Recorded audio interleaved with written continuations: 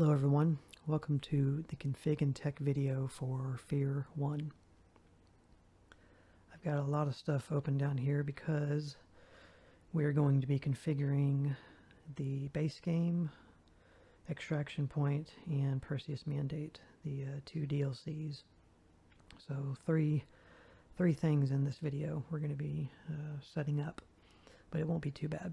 It's a lot of the same stuff, just duplicated. So I'll go ahead and bring up my notes here, and we'll start with the base game folder. Go ahead and read my spill here. In this video, we'll be setting up F.E.A.R 1 and its two DLCs, general and advanced settings where needed. This will hopefully put the game in the best playable state that they can be. Then there will be a modding video that follows this video. Any links that are covered in this video will be in the description below. We've got a lot to cover, so let's get to it. So before I get into the preliminary options here, I want to discuss the folder here. We're in the F.E.A.R installation folder. It'll look different than what you have in your folder because I have already incorporated mods into my installation, and I have also hidden every other file in here that does not apply to anything we will be covering in this video, just so it's not a distracting to me and it's not a distraction to you either. We're just dealing with what we need to deal with here, or just what needs to be talked about. This folder up here is just one I made that has some shortcuts to things I need to access while going through these configuration settings with you. So we'll leave this open here, and we'll start here with the preliminary options. These are settings that will adjust before the in-game options. Let's cover some important folders on your PC that you will need to locate.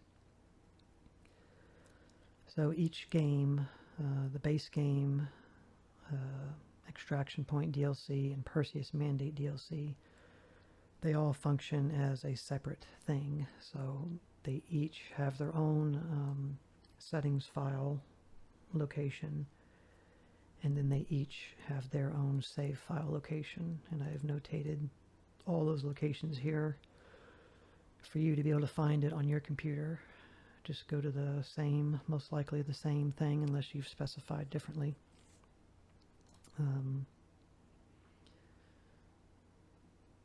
See users public documents monolith for the base game, and then the two DLCs are under TimeGate because that's who made the DLCs. They weren't made by Monolith. But these are going to be the important ones here that you should probably go ahead and make sure you have access to, because you will need to get into those further into this video and possibly the next video. So as I mentioned here, go ahead and open the settings folder's locations now. If it is not there, then you need to run the game at least once, and then it will just auto-generate it for you, the base folders and files. And then when you go and look for it, it should be there. So the first thing we're going to cover here is patch version 1.08. These links here are what you will see in the description. I just have these here for me to remember to put them there, but they will be in the description of this video. The latest version of F.E.A.R 1 is version 1.08. The two expansions, or DLCs, Extraction Point and Perseus Mandate, did not receive updates. I have not tested this patch download myself, as I already have version 1.08. Either way, get your game patched to the latest version. The next thing here is the 4 GB memory patch. Same thing with the link. It's my understanding that older PC games don't always use the full amount of memory that they can. Basically, that older games like F.E.A.R 1 would use around 2 GB by default. This patch will let the game use 4 GB. I can't give you the specifics on how this works or if it does work. I've also used this on Resident Evil 4, the original HD version that's on Steam, not the remake. I've used it before with that game with no ill effects. I will be using this on F.E.A.R 1 and the 2 DLCs. If you need to patch your actual F.E.A.R 1 .exe to version 1.08, it is advised to do that first, then apply the 4 GB memory patch afterwards.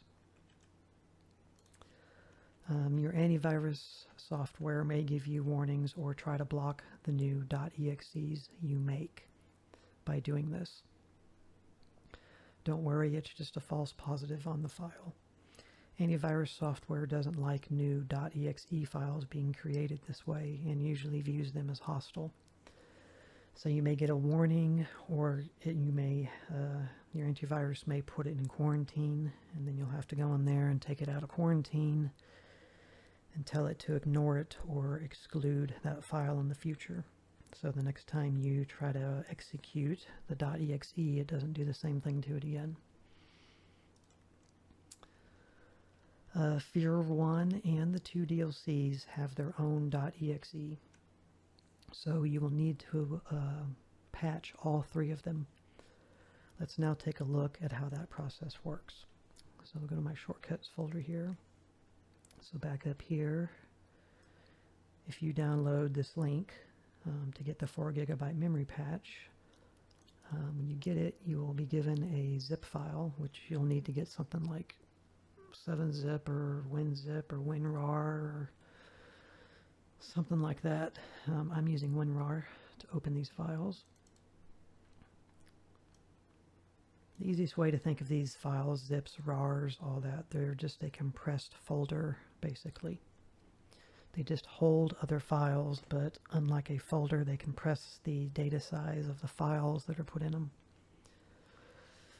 So if you open this file, you'll be given a 4 GB patch.exe, so drag that out. It's got the same name as the actual zip.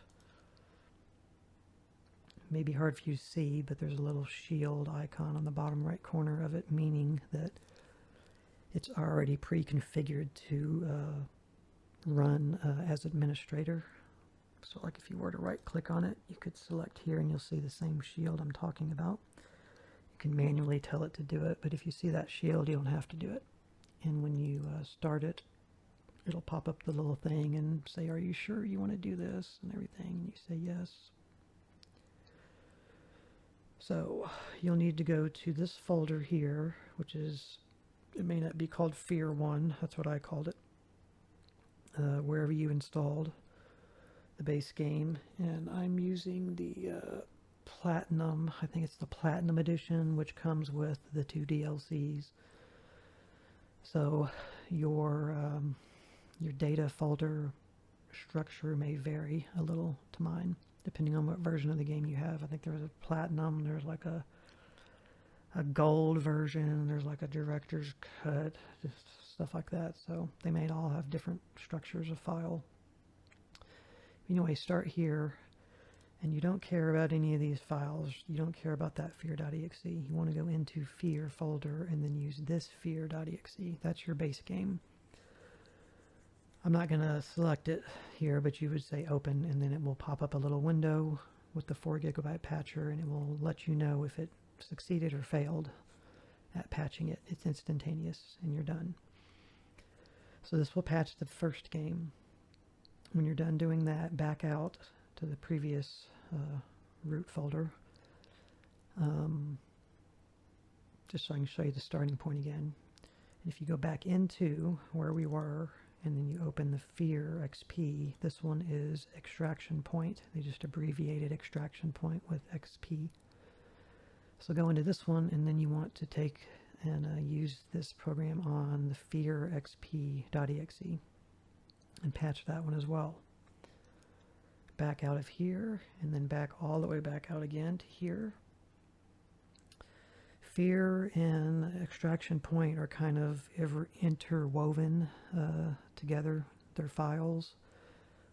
You need the base game to even play extraction point, whereas Perseus Mandate was made as a standalone DLC or expansion, meaning it does not need the original base game to play.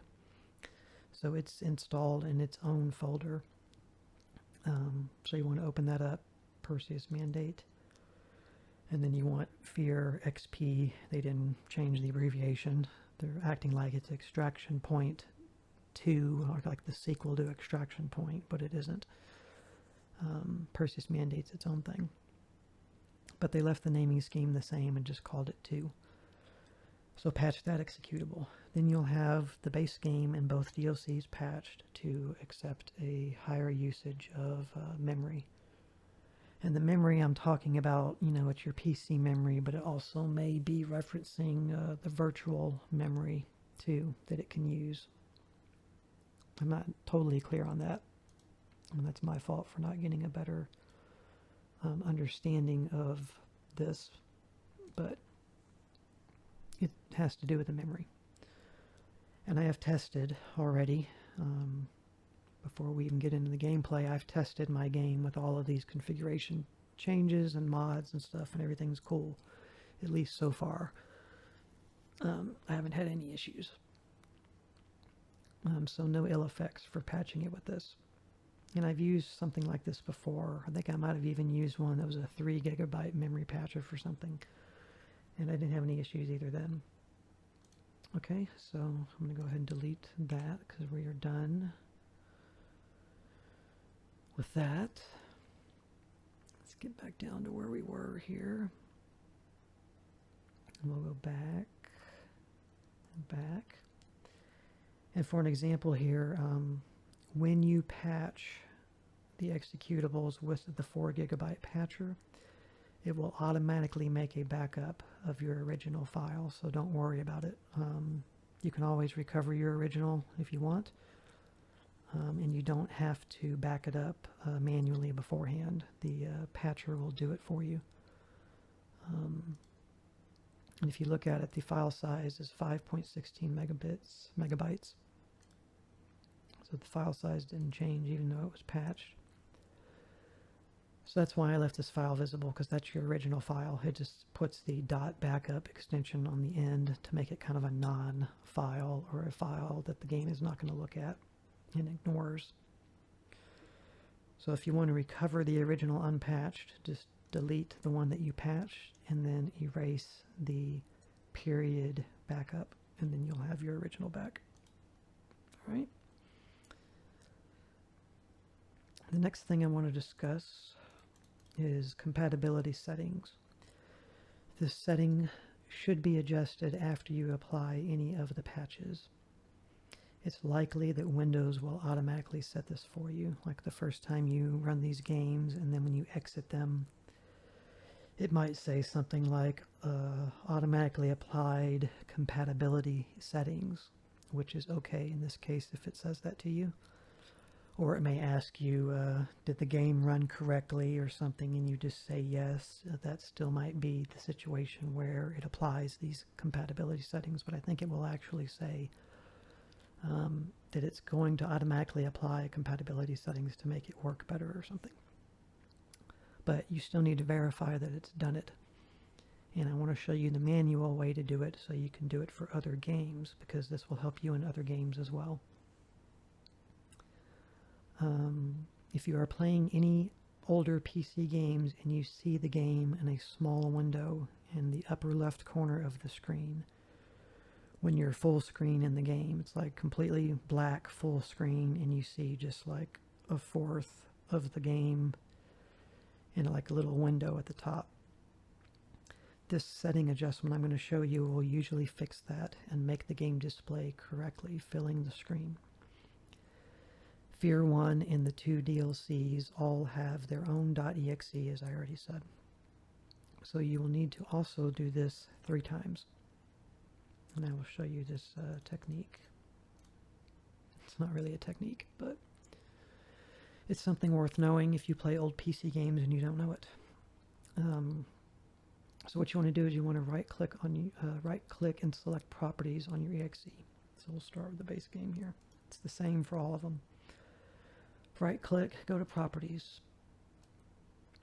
Click on the Compatibility tab at the top. Of course, I do realize too that now most everybody's probably using Windows 11. I have not upgraded to Windows 11 yet. My system, I'm sure, can probably handle it, but I don't want to mess with that on this system. I'm going to wait until I get my next new computer to mess with Windows 11. So I don't know anything about Windows 11. If you do, in the comments, let me know. Do I have hell to look forward to with learning what's new and different about Windows 11? Does it have a lot of technical issues, or is it pretty solid? I don't know. So with that in mind, I'm using the most updated version of Windows 10. So if things look a little off to you or not as cool or whatever, it's because I'm not using Windows 11. So go to your compatibility tab, click the button at the bottom that says Change High DPI Settings. This right here. Check the box at the bottom that says Override High DPI Scaling Behavior. As you can see, it's already applied here. And then from the drop-down menu underneath, select Application. This has nothing to do with the text or graphical scaling in the game. It has to do with scaling the whole image, making sure it fits the screen correctly. It's just a quick and easy way to do it. I'm sure you could probably do it through your graphics card. So this may be the quick and dirty way to do it, but it works, and you're not really going to have any issues. I've used this this method of fixing the way old games look on a screen when they don't fill it out many times. And this is the exact way you want to do it. Some games, I will say, application is not enough to get it to stick. You might have to put it on system, or maybe this system enhanced, but generally you just put on an application and check this and you click OK or apply, whatever. Click OK. If you can click apply and you click OK, it'll still get applied. But either way, if you like clicking apply first and then clicking OK to exit, that's fine. So do the same thing. Go, let me not open other folders that I already have open. See, I'll show you my other two expansion DLC folder for them. They're going to look different too. I hid files that don't need to be shown. And they're going to have less files than this does. But if you go into your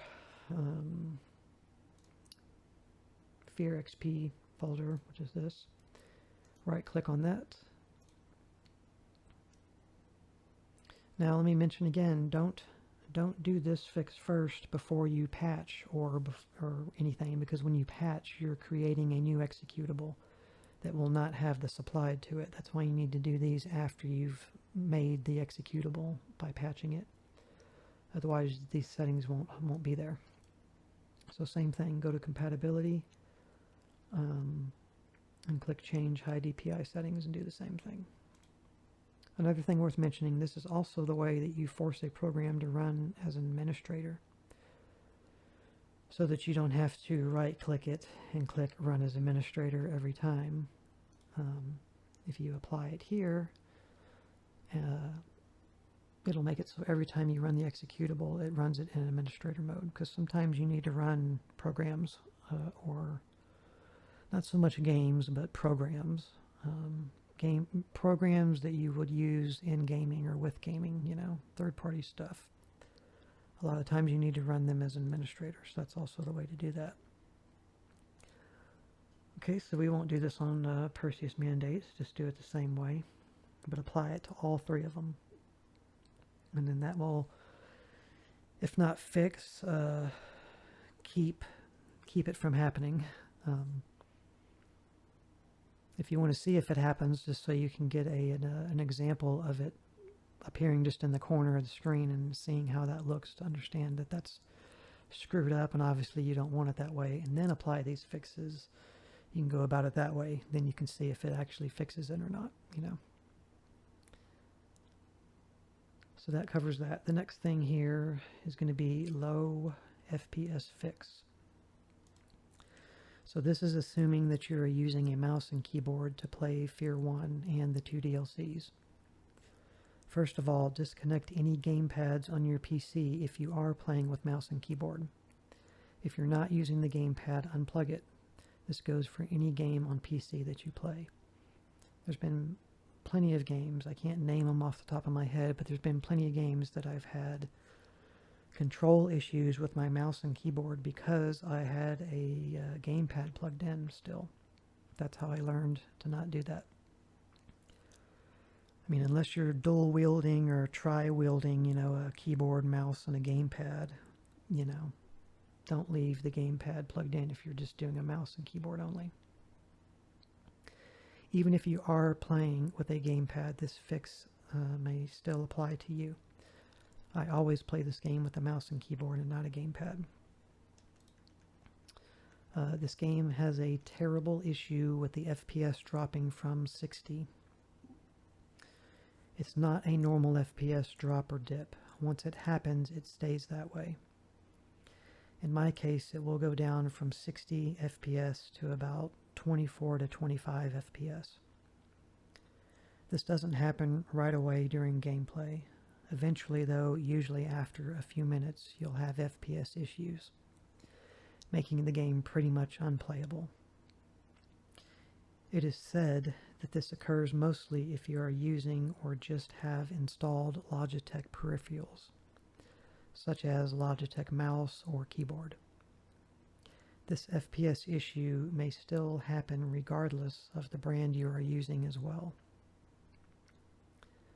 There are two methods I know of to fix this. I'll cover the pain in the ass method first, which I don't recommend you use at all. So method 1. Just get what's need to be visible here. You need to open your device manager. Press your Windows key on your keyboard and type device manager, and it should populate. Let's see if I have that in here. No, I did not put a shortcut in here to my device manager, and I could have. So, get that open. Let me put that view here. Oops. And let me take a sip of drink. I tell you, I try to get through these introduction videos for these games, you know, without hardly breathing, just so I can be professional. But I end up doing a lot more talking in these config and tech and modding videos. And I don't have any other sounds going on, so when I'm game playing and doing commentary, I have the game to drown out any voice problems usually. So, okay, let's get back to where we were here. Once you get Device Manager open, you need to disable the devices that are named HID, H-I-D, or Human Interface Devices. Let me minimize these. So you'll see a category here, Human Interface Devices. And just like me, you're probably going to have a million of them.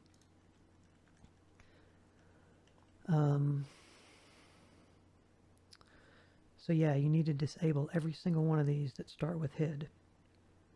Doing this could make your mouse and keyboard not function, the very devices that you're wanting to use in the game.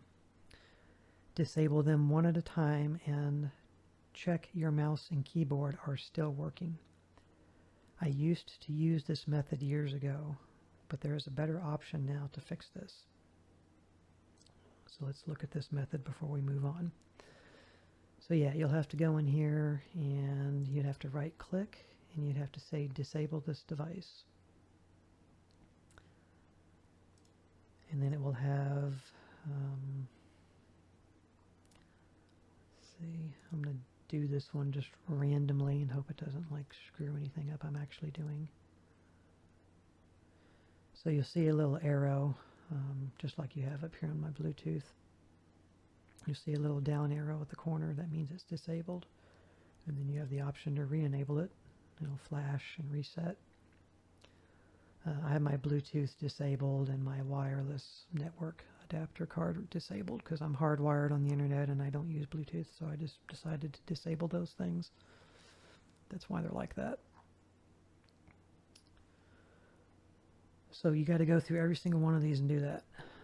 I don't think if you have stuff like this, you shouldn't have to do it, even though they're under the human interface device category. From my memory of doing this, years back, only the ones that say HID. And if you look under keyboard, you'll find a few other ones in there that say HID, and you may have to do it with them too. See, there's a couple on my mouse category and 3 of them in the keyboard settings, but they're mostly up here in the human interface devices, and it may only be these. I would start with these first. Do these first. And do all of them up until the point where your mouse and keyboard are still working. And then go and test it in the game and see if you don't have a frame rate drop, because it's pretty much guaranteed, most likely, you're going to have an FPS drop issue. If you don't, you're lucky, and it's probably because you don't have any Logitech devices at all. I do have Logitech devices, so I have a crappy wireless mouse and keyboard that are Logitech, and they are hooked up to this computer. It doesn't matter because I'm using method 2 here that is way easier and has no configuration. So it doesn't matter at this point, but I'm just thinking of other things while I'm thinking about that. I could unplug my little USB dongles that make that mouse and keyboard work and not leave them hooked up and active when playing the game, and it might be okay.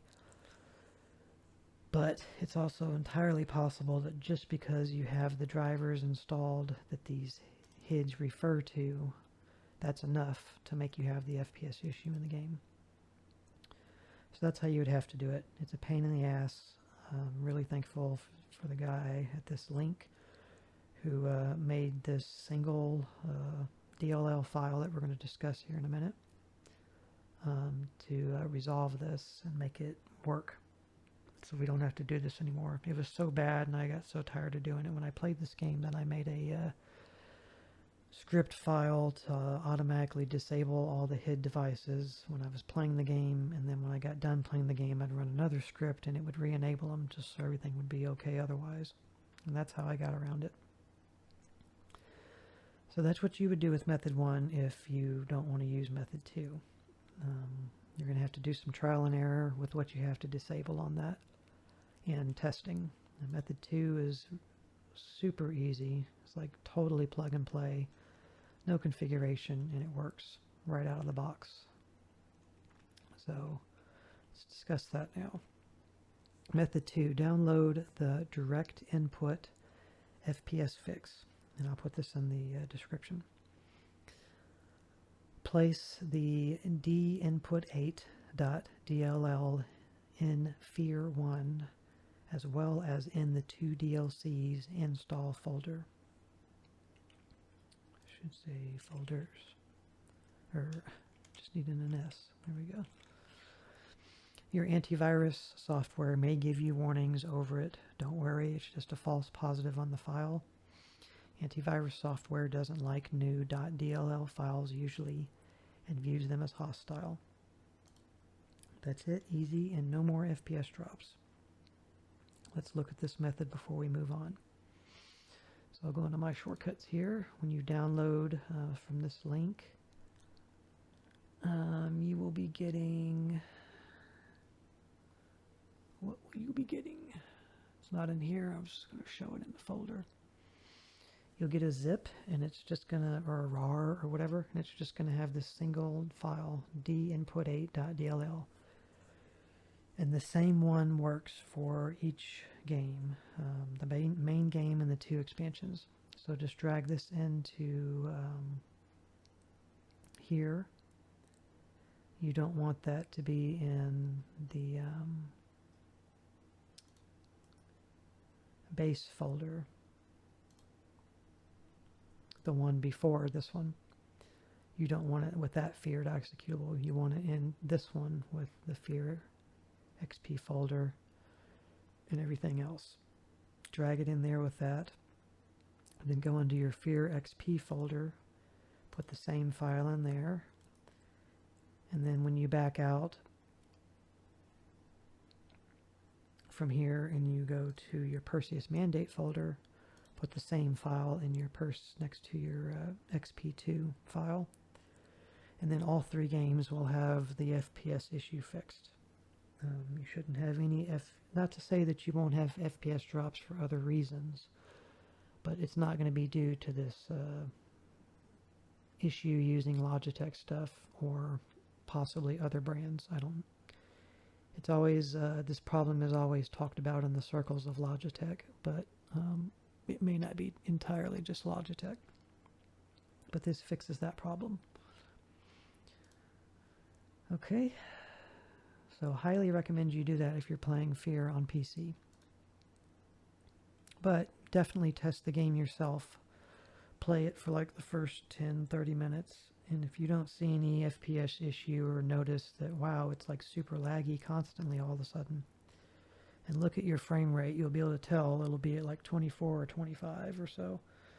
If that happens to you and it gets stuck at that, then you know you're having this issue and you need to use one of these methods. It is worth mentioning here as well, these games are meant to operate at 60 FPS or frames per second. Anything higher and you'll experience like a weird screen shaking issue, physics issues, and animation problems, things like that. Next thing we're going to cover here is disabling the anti-aliasing, the AA in the game. If you use the FSAA anti-aliasing method in F.E.A.R 1 or the 2 DLCs, it breaks the soft shadows effect that is in the game. It's an option as well that's in the game. It has no effect if you enable FSAA. I think it also causes textures to flicker in some areas as well. I think that's another way to know, or your shadows will look really weird or something. That's a way to know if you have this issue going on. It is recommended to not use the anti-aliasing in the game, so you can get the benefit of having better looking shadows. You can either force anti-aliasing AA into the game through your NVIDIA or AMD graphics card settings. You could also use something like Reshade as well. I'm going to be using Reshade to inject SMAA into the game, as well as to make some other minor color adjustments. Eventually, I will probably do a Reshade video on my channel, which is why I keep avoiding going into detail about Reshade's usage. So I won't be going into detail on this method. I will, however, show you how to force AA using your NVIDIA settings. So let's take a look at how to do that now. So I'm going to go to my shortcuts and open my NVIDIA control panel. I'll just leave it full screen. You want to go, I don't know anything about AMD Radeon graphics cards. I've never actually owned one. I've always, besides having Intel integrated graphics cards, I've always only had NVIDIA for gaming stuff. But this is how you would do it through NVIDIA. So open up your control panel. You can get to it from your taskbar. Usually you might have an icon here. And you can also right click on your desktop usually and click NVIDIA control panel there, and that will get you to the same place as this. Go to manage 3D settings. I'm not going to go into detail here, but if you want to scan over my global graphics card settings, you can look at that if you would like to do so here. This is just what I use for every game, and then I adjust a game manually if I need to change anything. These are not perfect settings, but they give me good graphics, good FPS, and I have done research online. I didn't just pull these settings out of my ass. You can see I have an NVIDIA RTX 2070 Super. But what you need to do is you need to go to Program Settings, and this is also something that you will have to do for F.E.A.R, the base game, and the 2 DLCs, because again, they each have 3 separate executable files. So you'll go into here, you'll need to click the setting mode, anti-aliasing mode. And then you would click, that's not the first thing you need to do. The first thing you need to do is, if you have ran these games recently, then you'll click add. And they'll appear in the list automatically here, pretty close to the top or the front. You will see them listed like F.E.A.R.exe or F.E.A.R.xp.exe. Otherwise, browse and look for the executables on your computer. I already have F.E.A.R.exe loaded here. So once you're working with the correct executable, go down to anti-aliasing mode, click on this, and then click, what would you do, advance, enhance, or override? I would click on override. Sometimes you won't get, I think you won't get override any application settings. Sometimes you'll only get enhance the application settings with some games. But if you get the override option, use that. Put it on override. And then go to the next setting, anti-aliasing setting, and put it from 2x all the way to 8. This is just going to give you good old, plain old, I think it's, is it MSAA, I think it is. Don't quote me on that. But it gives you good old-fashioned anti-aliasing provided by the graphics card, pushed into the game. You can put this in on any game that doesn't have anti-aliasing, because there's a lot of games that, I mean, most games do nowadays, but some games don't have anti-aliasing, or they don't give you the option. So this is how you would force it into a game. Just pick the executable in here and do the same thing. Your mileage will vary as to how much of improvement this actually does give you with the anti-aliasing. That's why I'm opting to use reshade.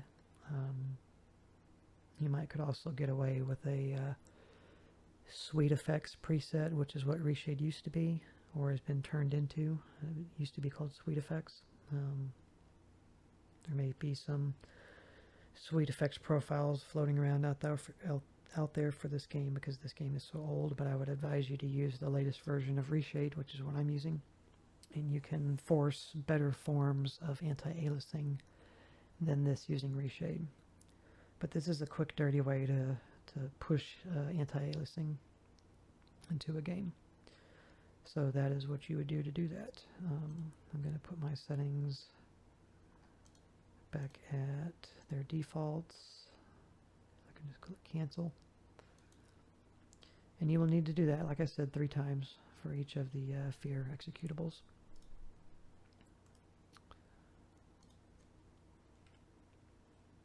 But I advise you to use reshade and use something like SMAA, which is what I'm using in reshade, to slightly improve. I mean, it's not doing a great deal, but, you know, it's better than nothing.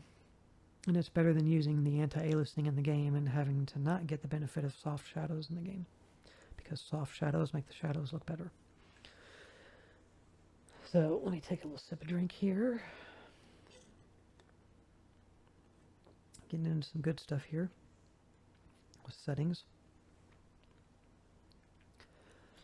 So this is going to cover EAX sound, surround sound fix. EAX stands for Environmental Audio Extensions, if you're curious. It adds reverb effects like that to the soundscape of the game.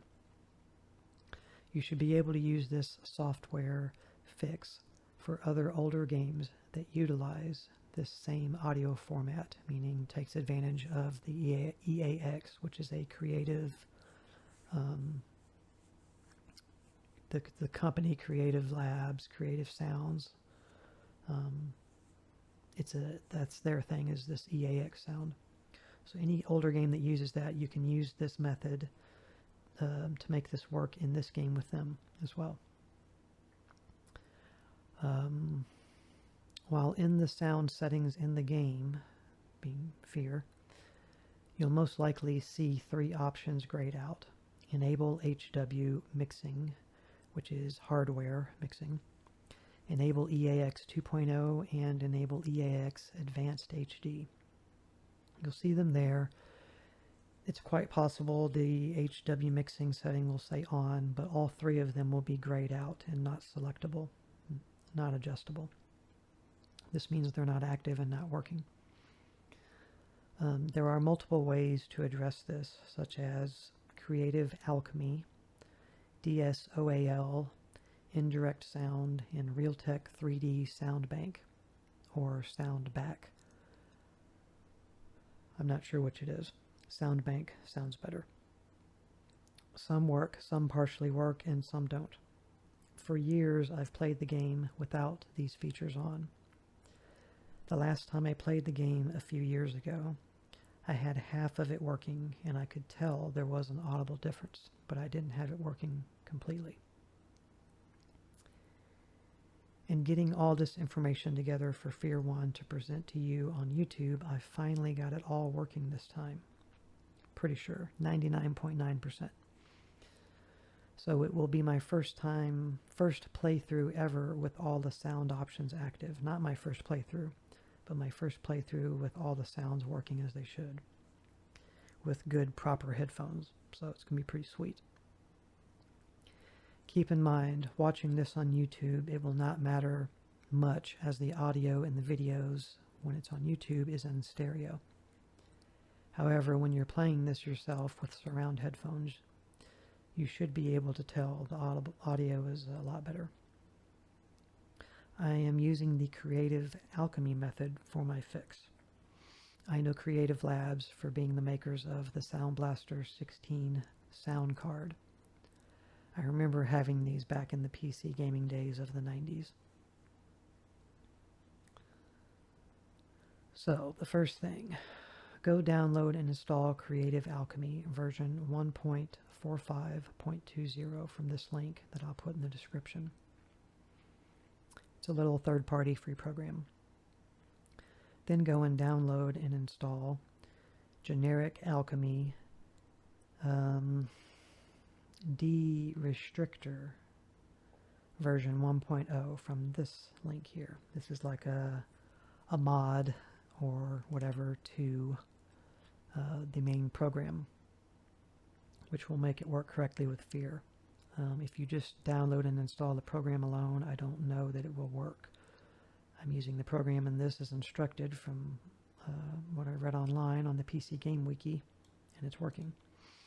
So get both of these, install both of these, and then if it doesn't tell you, which it probably will, but even if it doesn't, go ahead and do a reboot on your PC and then come back to this video at this point in the video, just to make sure all this gets applied to your system correctly. Then go to the Creative Alchemy folder located here. C Program Files, x86, Creative Alchemy. Now open the alchemy.exe. You may find F.E.A.R 1 and the 2 DLCs already in the list. If they are not there, then you will need to add them manually. So let me go ahead and get to where you are. My links. So here's the folder that the Alchemy program will be installed in, or it'll be installed in Alchemy, but will have these files in it. The alchemy patch.exe is what you will get when you download the De-Restrictor file here. So you'll install the program, you'll end up with this. You'll add this file to here, and then you will run it, and it's basically a patcher because that's what it says it is. And you'll patch the Alchemy exe with this file, and it also backs up your here's another backup, your alchemy.exe.bk or backup. So if anything goes south with your main file, you can delete it, take the .bk off of this, and you'll have your alchemy.exe file back unpatched. But this is what it'll look like. Run the program. It's going to ask you, are you sure? Because it is set also to run as administrator. It'll pop up a window separate here, the Creative Alchemy window. This is what it will look like. You will have these three. They may not be worded exactly this way, but you will need these three over here in some form or another in the installed games, and then you will need to click the right arrow to move them over to the Alchemy enabled games. So as I said, you may find F.E.A.R 1 or the DLCs already in the list, and if they're not there, we'll need to manually add them. So you'll need to add F.E.A.R.exe, F.E.A.R.xp.exe, F.E.A.R.xp. I can't even say it. F.E.A.R.xp2.exe and move them into the enabled section.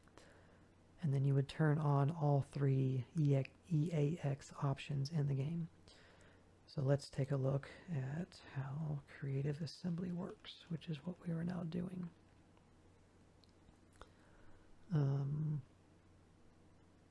Right, so I don't want to show that just yet. Okay. So if, for example, you don't have any of these or you need to add more, the way you do that is you click Add, and then you'll title it and just say, you know, F.E.A.R. 1 game, whatever you want to call it. You have to name it something.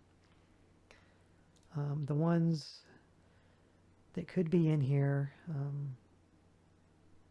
by default, they will be probably using the registry path to find the game.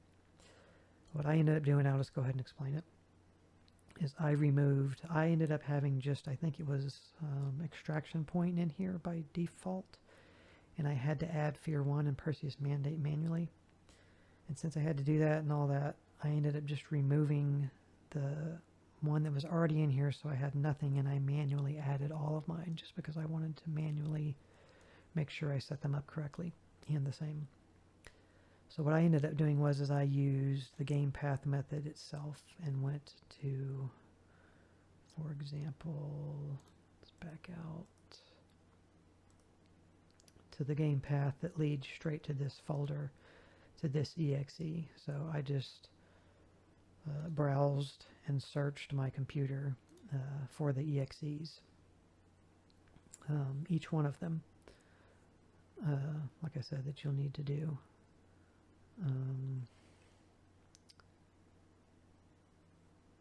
Right here, just go ahead and highlight them.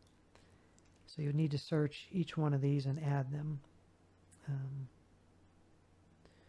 And then this here, you just leave the same 4, 25, 128 unchecked. That's the default. And then you would click, you'd click OK, and then it will appear over here in the installed list. You highlight it, click the arrow to the right, and moves it into the active list. What else do I want to say here?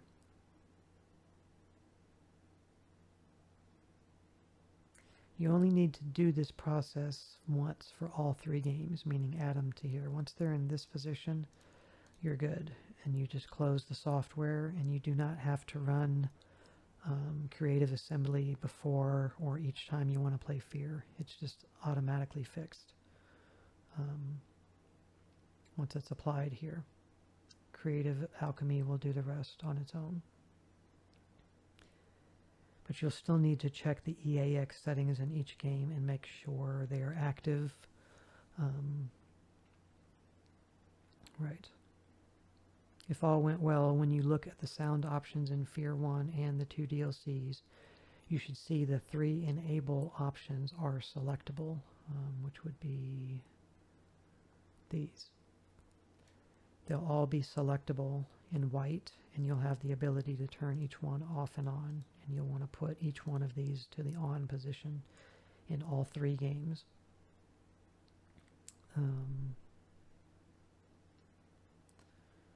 And adjustable right.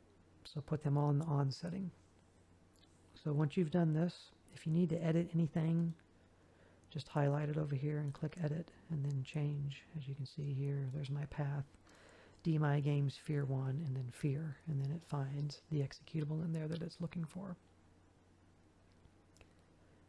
But it should be worth mentioning, for some reason or another,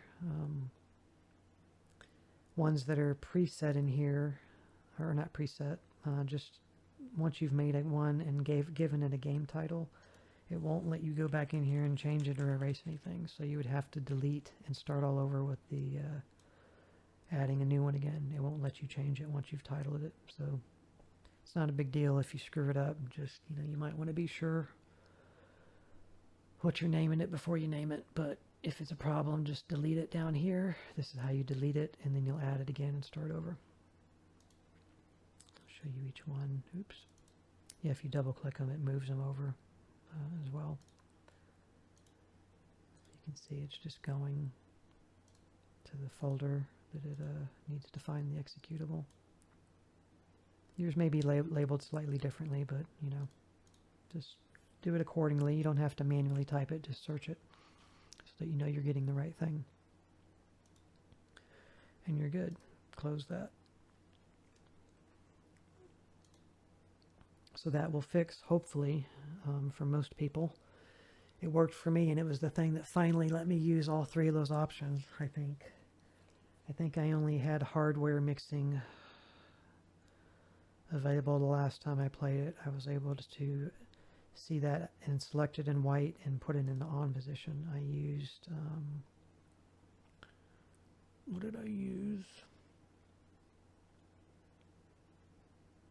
I think I used indirect sound was the last time I messed with it, and then now I'm using Creative Alchemy. I'm not really sure what DSO, AL, and Realtek do, or even what that stands for.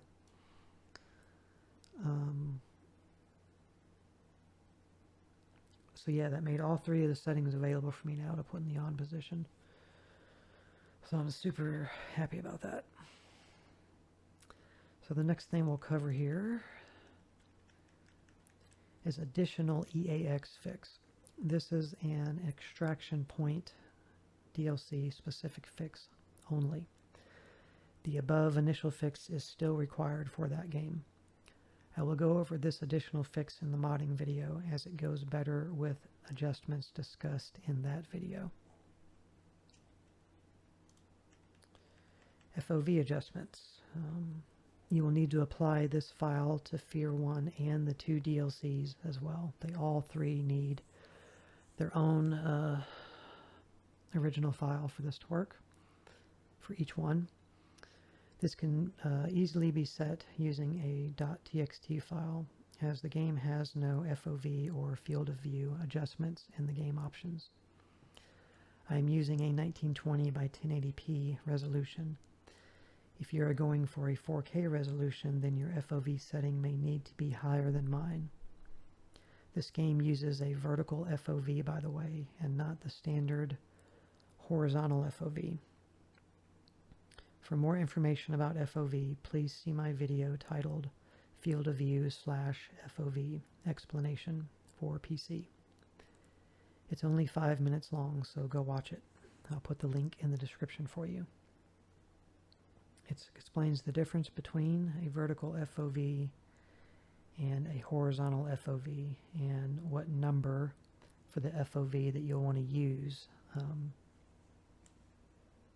based on what type of FOV you're working with in the game.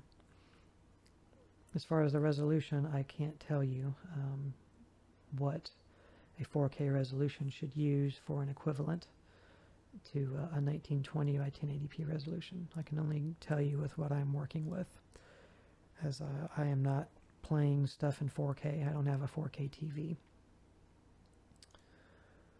So, to create this file, create a new .txt file in your F.E.A.R 1 and the 2 DLCs install folders. It will become this file. Name the file autoexec.c, or it basically means like auto execute configuration .txt.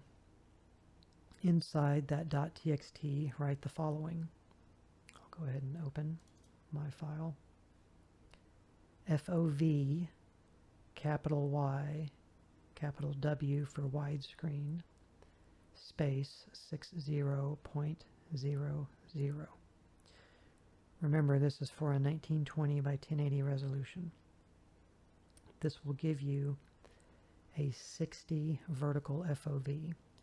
The standard vertical FOV is like 59.9 or 59.0, but I just round vertical FOVs up to 60, whereas the standard horizontal FOV generally for 1920 by 1080 resolutions would be 90. So you have a variance there depending on if it's a vertical or horizontal. That's why I'm using 60. So start with 60 if you're just using 1920 by 1080 and see if you like it.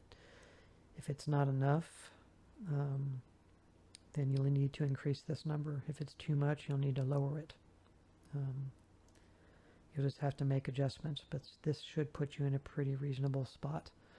Anything higher in this game is, especially with it being using a vertical FOV and only really needing to go as high as 60, you're going to start getting more of a fisheye lens look, like you're looking through a fish bowl when you're playing the game, and you don't want that. So yes, inside that file, this is what you want to write. Save your file, and then now rename that file to autoexec.c.cfg. So all you have to do is take away the period txt and put period cfg. What this does and what this file will do is it will make the game auto-execute this file during startup. So when you're running the executable, it's loading the configuration files for your controls and your mods and all that other stuff. This will also get read, and anything that the game will accept as a command file in here, it will execute. That way it will force the correct frame rate in every game every time when you play it. So I will show you that file now in my folder, and there it is. And as I stated, you're going to need that file in each of the DLCs as well, and they all need to say the same thing. If you make changes to one, you're going to have to make changes to the other. So that will give you FOV adjustment, which I know will be important for a lot of people. Okay, the settings.cfg adjustments, and I also included in there skips intro videos, meaning like logos that play at the beginning of games. You will need to run the game at least once for it to generate this file on your PC, being the settings.cfg. Make your in-game adjustments to the options and settings like normal, then make any manual adjustments afterwards to this file. Then make sure everything is as it should be. Open the following folder if you didn't already from before, depending on which game, and you will need to do this again for each game. But as I stated, make sure you just in-game settings and do any manual adjustments in this file first. This will be the path to the file for your base game, for extraction point, and then for Perseus Mandate. So open the file called settings.cfg. Here are my settings in this file for all three games. This applies to all three of them. This is what you should see when you open your file. The gamma is something you can adjust in the game by running it the first time and making adjustments in there. These are just preset. Don't go by this at all. Adjust it in the game first, and whatever you did in the game that you're happy with is what will reflect here. They most likely won't be these numbers. But don't follow my gamma adjustments. Adjust it to your setup and the way you want it to look. The renderer just reflects what graphics card you have. Gamma B, G, R, blue, green, red, I guess. It's all the same number. Bit depth should be 32, hardware cursor 1.0. Screen width and screen height. This is where you can make sure that the game is using the correct resolution, regardless of what you set it to be in the game. VSync on flip. 1.0 means it's on. I advise you to use that. so that, I guess I didn't mention it here, I advise you to use the VSync option so that you lock your frame rate to your game, your actual, lock your frame rate to your television or monitor's refresh rate. So you don't use more, your graphics card doesn't try to push more frames out than it needs to. Just what it needs to match your refresh rate of your screen, because that's all that really matters. Also, by using VSync and locking your frame rate, you will be able to avoid an issue called screen tearing, which will be kind of a tear in the way the game generates the graphics on the screen, and you don't want that. Device name is just what it sees your display is named. I'm using a television for my monitor, and it just reads it as being a display 1.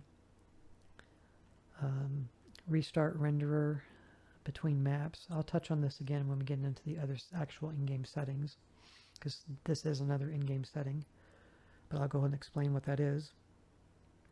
It's off right now, 0.0. 1.0 would be on. If it's on, what it does is every time you load a new map or get to a new segment of the map, what it does is it kind of clears the rendering cache the game engine is using for textures and shadows and all that, making them kind of be in their clean, refresh, normal state when you do get into a new map or a new part of the map. Which is a good thing, but when it does this, it brings up a black screen for a decent amount of time, not like minutes or nothing, but just seconds. But it's kind of annoying, and it pulls you out of the game by just showing you a black screen. So I'm opting not to have that setting on. You may want to use it, but I don't think you're going to like that black screen that comes up either. So I'm opting not to use it so that my gameplay video for YouTube and what you watch is more seamless. And hopefully I won't need it anyway to do that. But if you were having game issues, problems playing this game, that would be a setting you would want to turn on, I guess. That's something you would just have to deal with for the hopes that it would make your game run better if it isn't. And then disable movies. I'll have this off in my first gameplay video, simply so I can show the intro videos for the first time in the first gameplay video. But then I will go back in and I will put it in to the on setting here with a 1 so that it will disable them. But it's not a big deal with this game. You can literally just mouse click a few times once the first screen pops up that you have to see. And after a few seconds, it'll skip those intro videos and go right to the menu. But if you want to cut them out completely, that's how you do it. You can't do that through the in-game options. You have to come into the setting.cfg to disable the movies that play. So if you want to watch them for the first time, leave it on 0. If you don't care, if you just want them off from the get-go, then make sure you put that on 1. This may be the only setting I think that you will not actually have in here by default, and you'll have to add it. You could conceivably put it in the auto-exec config along with this on a separate line, and it would work as well.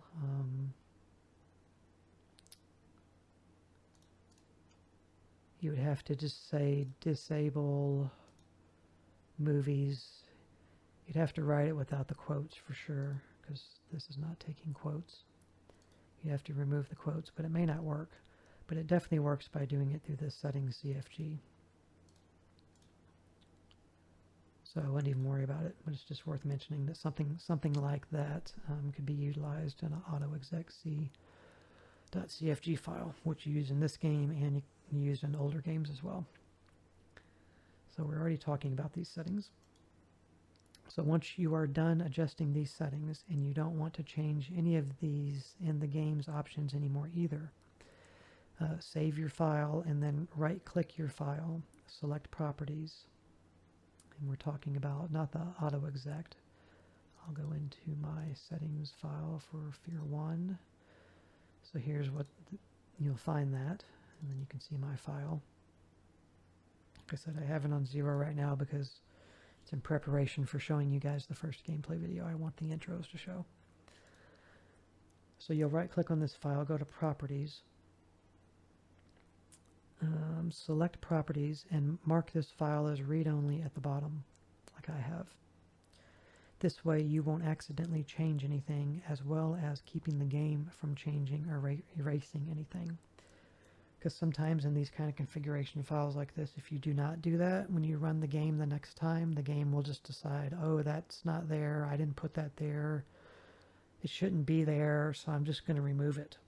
And it'll just erase that part of the file, undoing whatever you're trying to make the game do. So the only way to avoid that is to mark it as read-only. Then the game cannot make any changes to it from then on. If you need to make changes later in the game, because if you try to make game changes in the options in the game menu and apply them, they may change while you're playing the game, but when you restart it, it's going to go back to whatever you have in the settings, because it's going to look at this file again, and it won't, when you make changes in the game, it won't save them if it's read-only.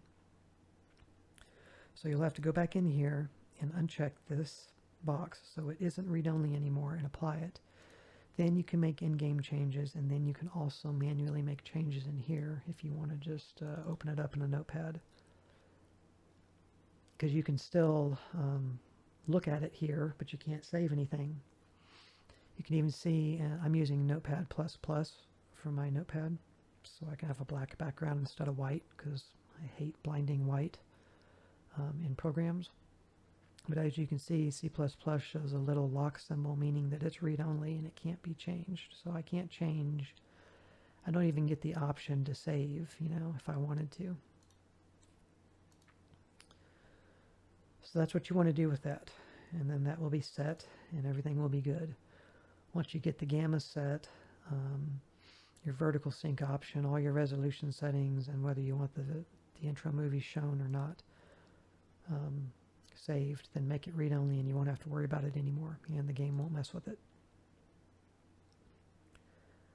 So that covers, this is a long video, that covers the preliminary options. Now we're going to get into just the basic fixes, that fixed sound options, that fixed FPS options, things like that. Now we're going to get into the actual just normal options of the game.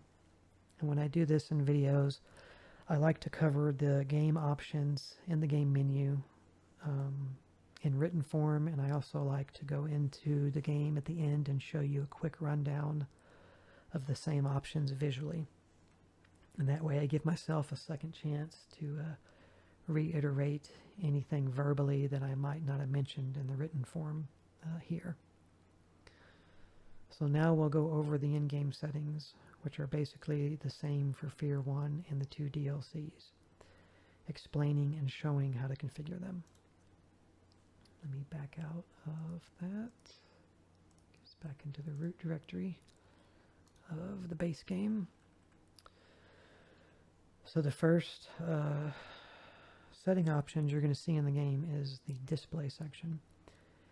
And within the display section, the first actual setting will be widescreen option, but this only applies to Perseus Mandate. You won't see this in Extraction Point or just the base F.E.A.R game, as it's not in there. But for Perseus Mandate, you do want this setting to be on. I guess they tried to give the game proper widescreen setting at that point, which it does have. I think even the introduction videos in Perseus Mandate are widescreen, and I don't think they're stretched. I think they're proper. They may be stretched, but I think they're proper. But they're definitely not in 4:3 aspect ratio like they are for F.E.A.R 1 base game and Extraction Point. But it helps make the actual game be in proper widescreen, because I think the resolution of this game was like actually 1280 by 728, I want to say, or 720. That was the intended resolution, but you can put it higher. So that's the first setting you want on. And then everything else here is going to be the same in the base game and the two expansions. The next setting you'll have is the resolution. The game will tell you it isn't optimized for higher resolutions. Just ignore this and set it to match your resolution. And I also believe if you come into the display settings with extraction point, it will screw up your setting that you have picked, and it will put it back to default. It's the only one that does it. The base game for F.E.A.R and Perseus Mandate, I think, doesn't do it.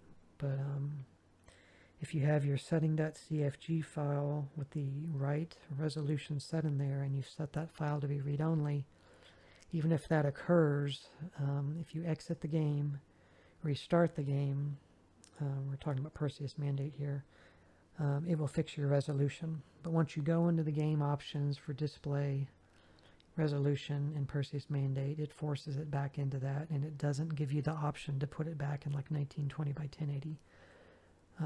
You have to manually edit that into the setting CFG to begin with. So just be aware of that little oddness with that particular game. Then the VSync option proper here, recommended to keep your FPS locked to your monitor's refresh rate, also to prevent screen tearing in the game's graphics. So I did mention it, I just mentioned it later. Force restart, this is the one I touched on briefly too. This setting is intended to refresh the game engine's renderer between levels and or level loading transitions. This can be helpful to avoid possible texture glitches. Unless you are having issues with the graphics, I'd recommend leaving this off, as it blacks the screen out and it isn't a seamless effect. Simply put, it looks bad for recording and presentation purposes. The next setting would be HUD text scaling. Set this to large no matter what you do. We will address this issue further in the modding video, as this setting alone is not enough to make the text big enough. Then you have your gamma settings, which we were looking at in the config file. Adjust your brightness here for the game. Don't go by my settings for gamma. Start with the defaults and adjust according to your setup. So after display, the next major category of settings is sound. And then you'll have the first setting in sounds, which is sound effects. Adjust this according to your preference. Sounds may be loud for you at 100%.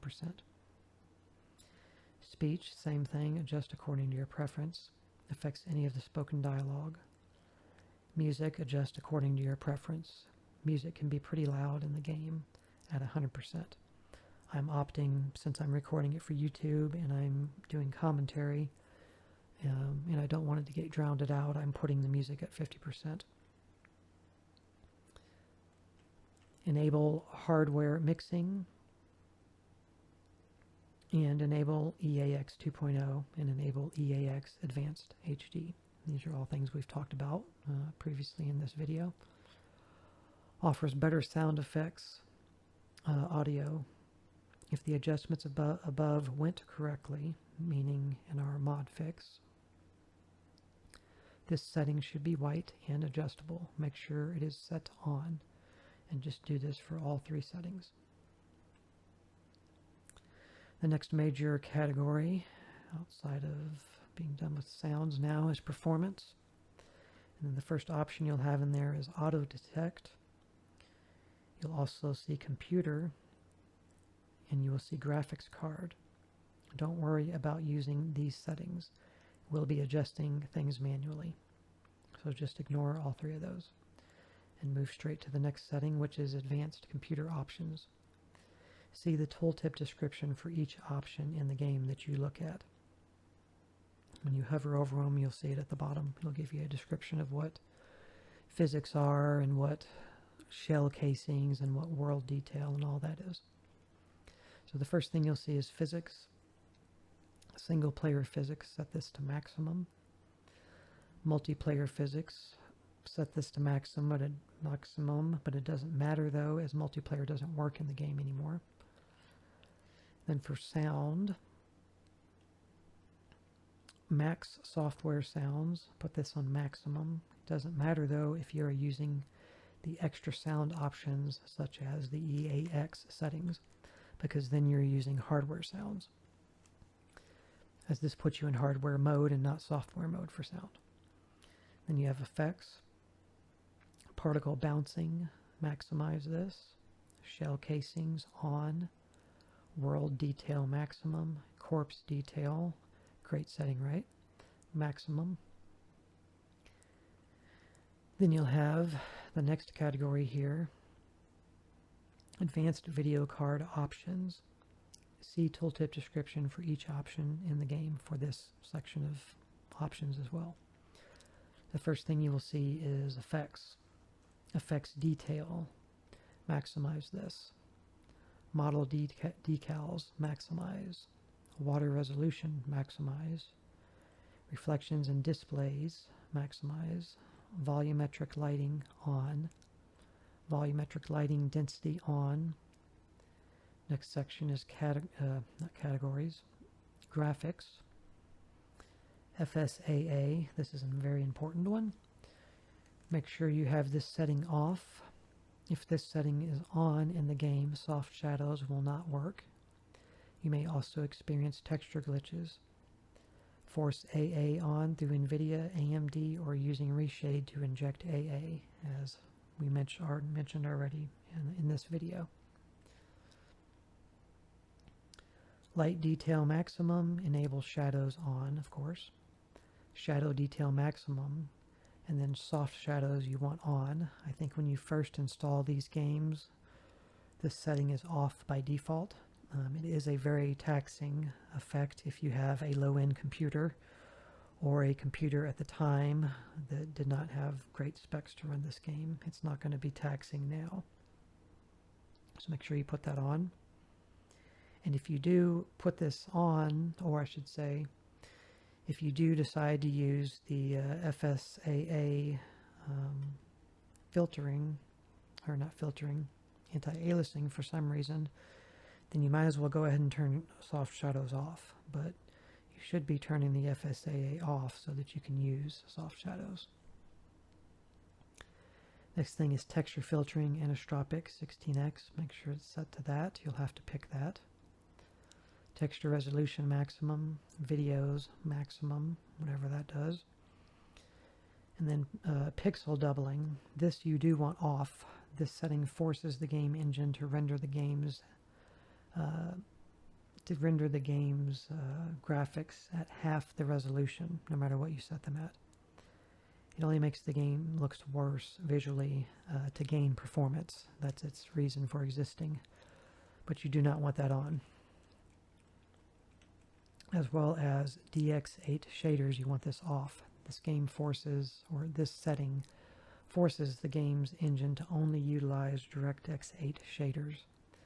The game is using DirectX 9 by default, which is better. So make sure those two are off. Screen resolution. Make sure this resolution matches what you picked in the display options previously. Shaders, you want this on maximum. And then the last option you're going to have here is something called test settings. It's just a clickable piece of text. This is basically a benchmark test. It will play a non-controllable flyby demo of a segment in the game. Once you have all your settings adjusted, use this to see how your system performs and reference your FPS and other data settings. Just a way to see how your handle is gonna, to see how your game is going to handle the settings that you've applied to it. So the next category, which we're done with performance now, is controls. You'll see configure controls. This is where you will adjust keybinds for movement, interaction, inventory, status, options in the game. So adjust all those to how you see fit based on the keys you want to use. The next section here in controls is mouse, and you will have the inversion to invert the y-axis. Put this on no. Should already be on no. It just reverses the direction of the y-axis. With it off or on no, it's in the normal state. If you for some reason want it the other way, then pick yes. Next section or next setting is mouse sensitivity. Adjust according to your preference. I set mine to the 1 increment in the game, like 1 increment up from being all the way to the left of the slider. I'm using my mouse's DPI settings to adjust further. I have a Razer mouse, and I adjust my DPI through it. But 1 little notch in the game is okay. For mouse smoothing, I recommend off or 0%. A lot of times this is also called mouse acceleration in games. Usually you don't want this on at all, in my opinion.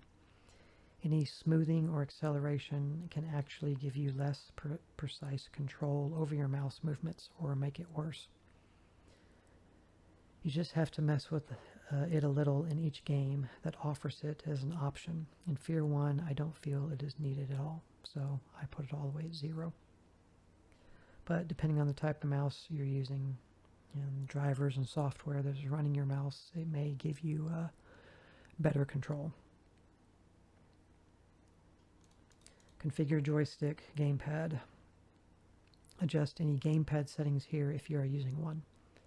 I think it's funny that they say joystick. I can't imagine playing this game with a joystick. LOL.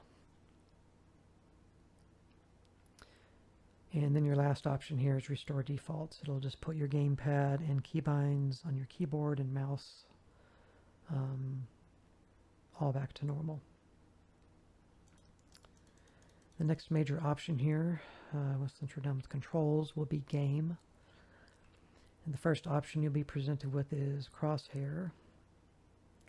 You don't see options like this in a lot of modern games these days. But here you can adjust the color and size of the crosshair. You can't adjust the shape of it though. I just went with the standard white and half the size that was available for the crosshair. But you could make it blue, you can make it yellow, you could make it red, but white or yellow is what's going to stand out most when playing the game. If you use like a dark red, you know, it's going to get hidden within the background elements of the game and stuff. Be harder to line up headshots. Then you'll have subtitles. I recommend this to be on unless you don't like subtitles or don't want to use them. If you want to use subtitles, we will improve their size in the modding video. So look forward to that in the next video to come. The next setting is gore, which is a great setting. Another one you don't see too often. I think it's in Silent Hill 1. I forget what it's called now. I can't remember. It's not called gore, but I think there's a setting in there about like, I think it was for blood or something, like you could adjust the blood setting. Like if you thought red blood was just too crazy, you could make the blood like green or something like that. You could make it black, and you could make it like violet or something, purple. So put this on yes, of course. It is a horror game after all. Always run yes on this. Put this on yes. This is one of those games where there is a walk keybind, but not a run keybind that you can hold or toggle. In these games, it's usually best to have this setting on. The running animation is not really fast in this game anyways. In my testing though, after I wrote this, I think in Pegasus Mandate it felt like the running animation was quicker, or they sped it up or something. So it felt like it was a little smoother or faster than the base game. And Extraction Point may be faster as well, so don't quote me on that.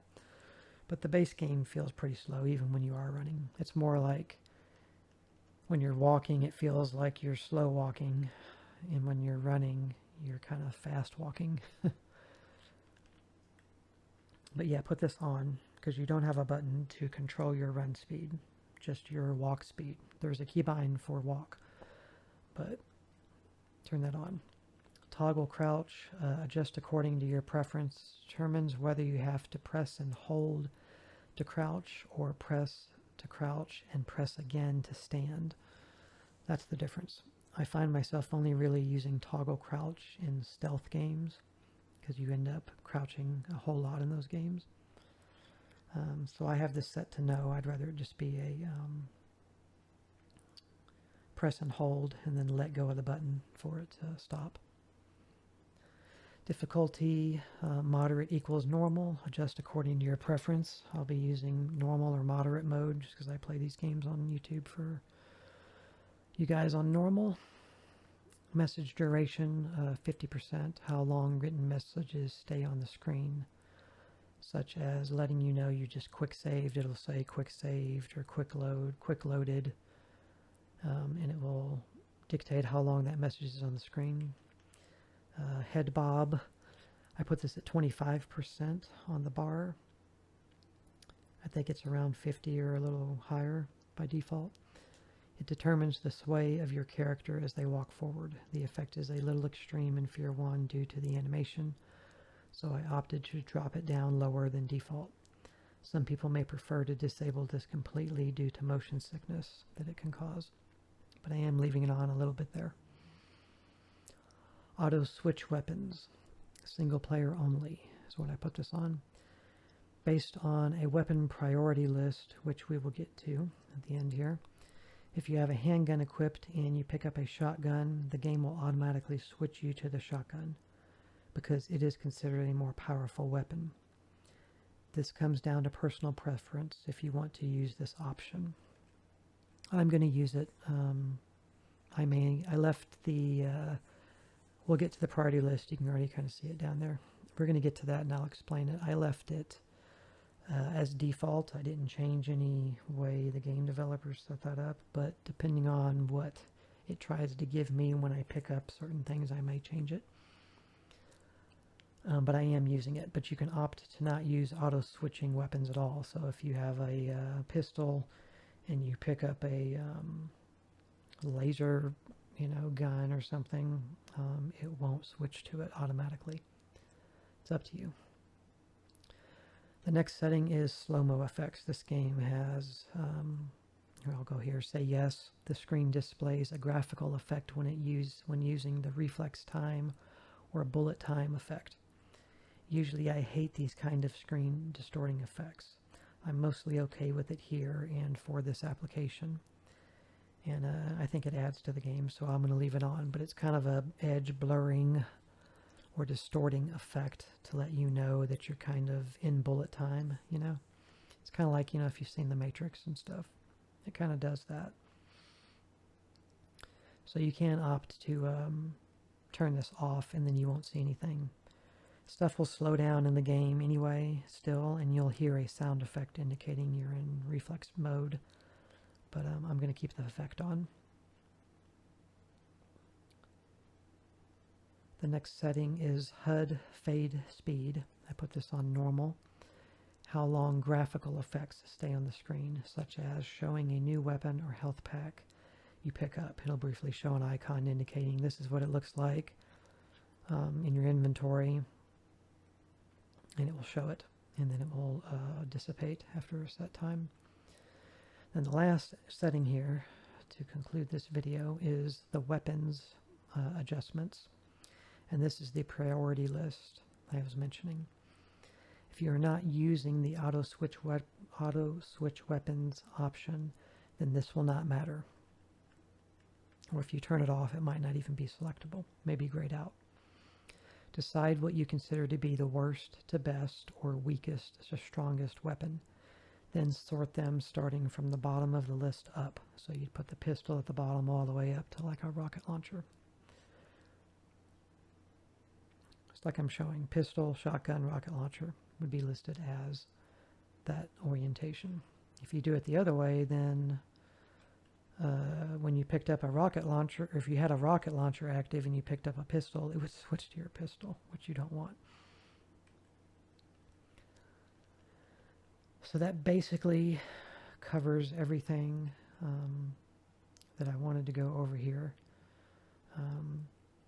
Something may come up in the modding videos that's considered configuration and technical, and it may come up in the gameplay videos, but I think I covered pretty much everything I wanted to hit on for this. I do realize that this was a long video, but there's a lot to say. This video had a lot of, or this game has a lot of adjusting on PC that needs to be done. And I'm also doing a singular config and tech video for the base game and Extraction Point DLC and Perseus Mandate DLC. So it's kind of a triple hitter here. I was initially going to do these as separate individual config and tech videos, and also 3 separate config and tech videos for modding. But when I started to formulate those and realized how much information I would just be saying over again or duplicating or not saying at all and just telling you go watch the original, you know, I'd be doing could be like doing the config and tech video for Perseus Mandate and say go watch the config and tech video for F.E.A.R. base game. I don't really want to make you guys watch 2 videos, and I don't want to keep sending you from one to another, so I opted, and in the end it's the better choice, that I just combined all 3 games into one config and tech and one modding video to come. So I apologize if it's too long for some people, but it's the length that needed to be for me to get the information out that I needed and felt I needed to get out to do this game justice and to help you run it optimally. So we'll finish this video by going into the game directly. I will run down the settings we just covered with you, not the ones I'll show you.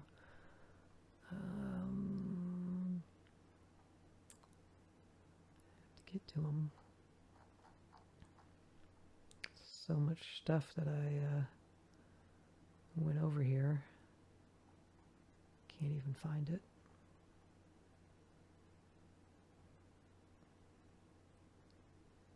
Right here, options. So everything from half the video down here, this is just in-game options. Basically, it took half of this to talk about how to config and tweak things, and then another half, because the length of the text document's from up here to here, and this is where we are. And the other half to explain in-game options. That's not too horrible, I don't think. But everything down here, I'm going to give you a visual representation of.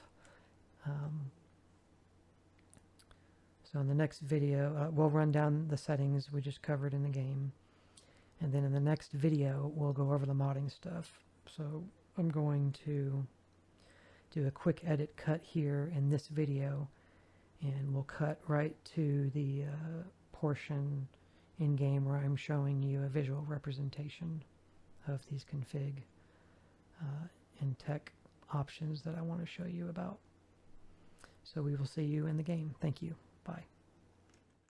Hello everyone. Welcome to the in-game portion of the config and tech video for F.E.A.R. I'd like to run down with the options here that we discussed in the config and tech video, the first portion. Just want to give you the actual visual representation of those same settings. So I'll go straight to options here. You have your display.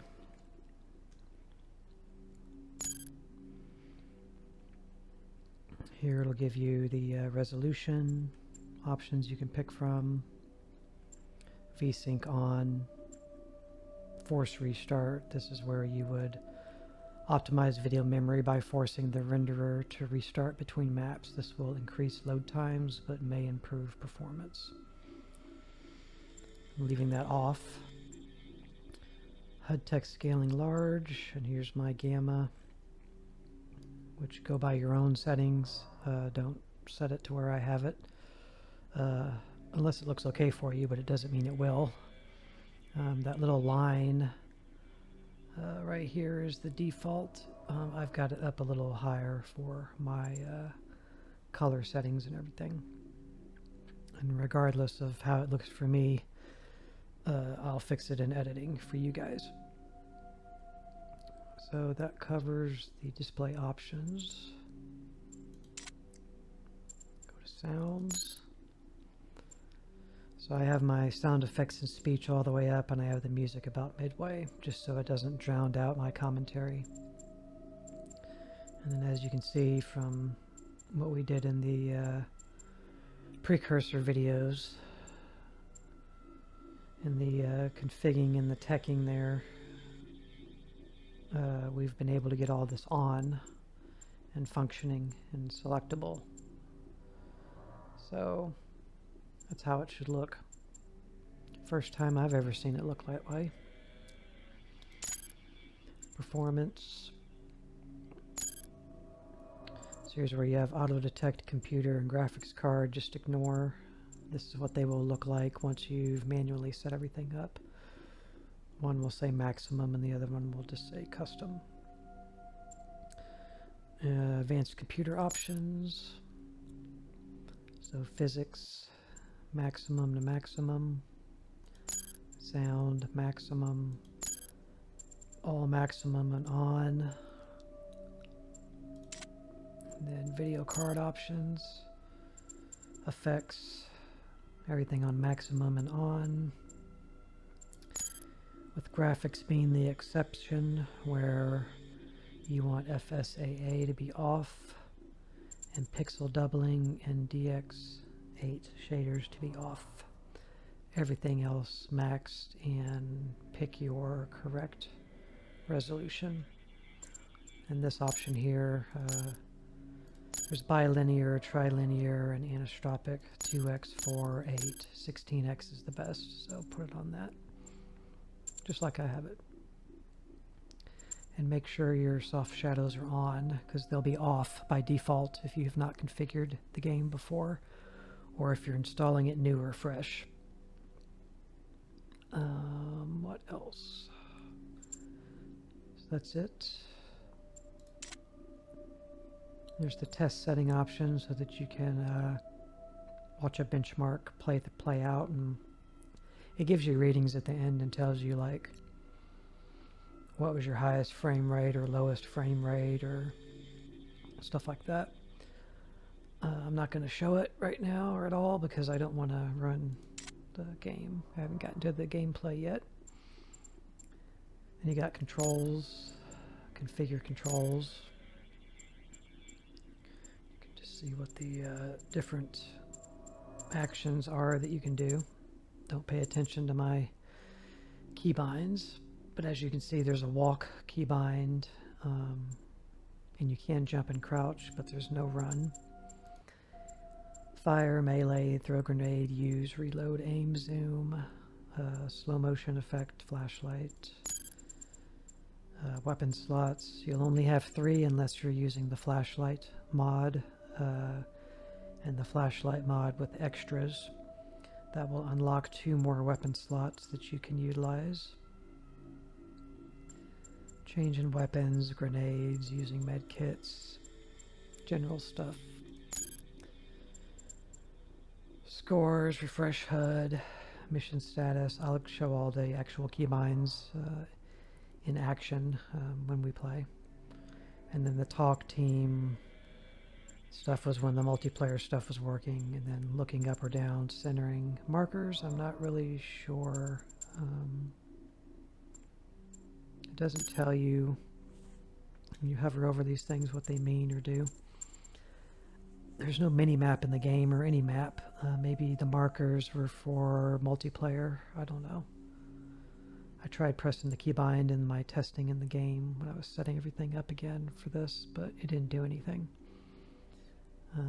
So I don't know what that does. But I think it does put some kind of indicator on the ground to let you know that you've been there or something already. So that's that. Mouse. So no to invert the y-axis. I don't know what the defaults for this stuff is. I think smoothing's probably maxed out. I put this 1 notch above completely off, and then mouse smoothing or mouse acceleration, whatever you want to call it. I would recommend trying it without it being on at all, and if you can't get things feeling right with your mouse movement, then start to raise it. But definitely don't leave this maxed all the way if it is by default. It's where you configure your gamepad if you have one, or restore all of these settings. And then game, crosshair. This is where you can colorize the crosshair. So if I can get this to cooperate. So you can see you can have a blue crosshair if you want. Sorry about the ping noise. You can have a greenish one just by playing with the colors. And then you can adjust the alpha, how visible it is. You might want to do 100% or 50. I'm doing 100 just to keep it visible. You could probably get away with 100, I bet, though. And then size, you can go all the way up to that and all the way down to that. But I'm going to stick with the middle. I think it's pretty good. I'm just doing white crosshair. I'm trying to remember games where you could change this. Like, there's not many games where they actually let you tweak the crosshairs in the game. Maybe in that game, those games, Stalker, maybe you could do it in those or something. Very few games. Subtitles on or off. Gore, yes. I like how it's not on or off. It's like, yes, please. Yes, gore. Always run, yes. Toggle crouch, that's up to you. No, or if you want yes. If it's on no, then you'll have to hold the key down, and when you let go, he'll stand up. If it's on yes, then when you press the key, he'll stay crouched, and you have to press it again. In most games, I think I mentioned this already, mainly in stealth type games, I'll use toggle crouch, but in everything else, I use just press and hold when I want to use it, and then let go. Difficulty, moderate, let's see. You got low, moderate, high, and extreme. I'm going to play on moderate, which is normal. Message duration half. Head bob. That's the sets the intensity of the simulated head movement while walking. I think this is at 0.5% by default. I took it halfway down further. Well, a little less than half because I can't go directly half. Excuse me, let me take a sip of drink. But I put it just a little ways up. Because it is a little extreme. I don't want to drive myself crazy or you. Single player, multiplayer only, always, never. I'm going to use auto switch weapons, see how it goes. Slow-mo effects. Toggle display of slow-mo visual effects when you use the reflex time, bullet time. HUD fade speed. This has a shorter and a different slider than the message duration speed. Plus this one is named with normal, like it goes from no fade, meaning it's always a visible HUD, it never goes out. Slow, normal, fast, fast, fast, fast. Like 5 modes of fast. So you can just have it visible all the time if you want, but you're not going to want to do that most likely. So keep it on normal. That covers the game options. And the last thing is the weapons. And this is the screen where you prioritize weapons when using the auto switch option. And, you know, spoiler alert, this is the weapons you get in the game. Start with the pistol. You can dual wield the pistol, so you can get 2 pistols. And you get a submachine gun, a combat shotgun, assault rifle, another rifle, a penetrator, a repeating cannon, a particle weapon, and a multi-rocket launcher. So you get some awesome stuff, not to mention grenades and frags and stuff like that. But this is the default, which you can restore the list here. I think when I restored it, I think I did move the shotgun down a slot so that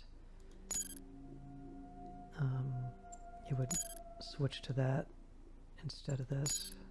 Prioritize the shotgun over... The shotgun's just... Oh man, it's great. It's one of the really great shotguns. I mean, the shotgun and, you know, Half-Life 2, those are good as well. And in Doom, of course, you know, OG Doom. That's what I'm thinking of. But the shotgun in this game is really good too. Combat shotgun. You get other shotguns and better ones in the sequels of F.E.A.R, which is great. But I mean, this is you're going to really enjoy this game. You'd really enjoy this game playing it, and you'll enjoy watching it as well. It's fun regardless if you're watching or playing. It's just it's a classic shooter. So that's the last thing there to adjust. So nothing else really to say other than I appreciate you watching this. The only difference I mentioned in the display was the widescreen option for Perseus Mandate, so I'm just going to show this once in this video.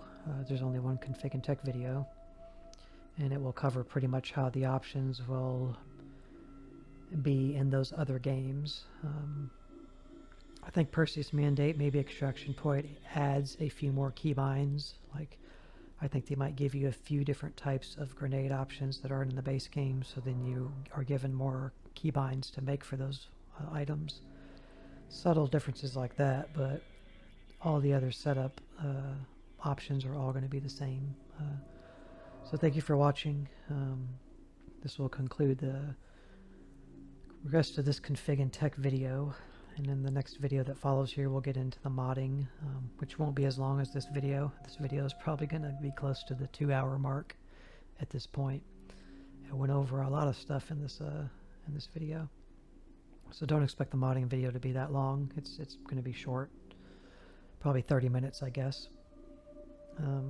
So thank you. We'll see you in the next video. Bye.